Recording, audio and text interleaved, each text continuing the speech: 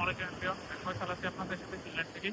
So আপনাদের মধ্যে অনেকের মিসকনসেপশন আছে স্পাউস যে নতুন নিয়মটা আসছে যে নতুন নিয়মে কি স্পাউস আসতে পারবে কিনা। আসলে দেখেন এই নিয়মটা তারা প্রস্তাবনায় আছে এখনো, কিন্তু নিয়মটা এখনো আপনার হয় নাই, কি বলে, কার্যকর হয় নাই।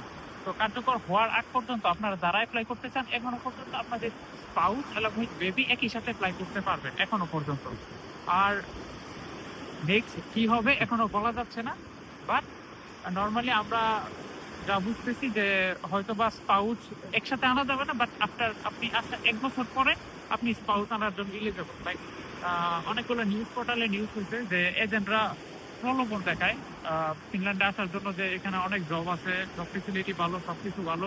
সেক্ষেত্রে দেখা যাচ্ছে তাদের রিসার্চ বলে যে ফ্যামিলি সহ যখন একটা স্টুডেন্ট আসে তখন তারা ফাইন্যান্সিয়াল ক্রাইসিসে করতেছে।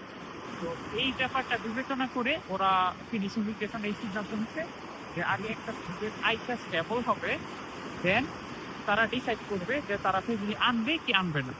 সেই কারণে মেনলি এই নিয়মটা করার প্রস্তাবনা তারা করছে। এটা যদি হয় তাহলে জানুয়ারির দিক থেকে কার্যকর হবে, তখন হয়তো বা একসাথে স্পাউস সহ ফ্লাই করা যাবে না। এখনো পর্যন্ত সময় আছে, আপনারা স্পাউস নিয়ে এখনো পর্যন্ত ফ্লাই করতে পারবেন, এখন পর্যন্ত কোনো প্রবলেম নাই। তো আপনারা যারা স্পাউস নিয়ে অ্যাপ্লাই করতে চান বা অ্যাপ্লাই করবেন এখনো পর্যন্ত অ্যাপ্লাই করতে পারবেন।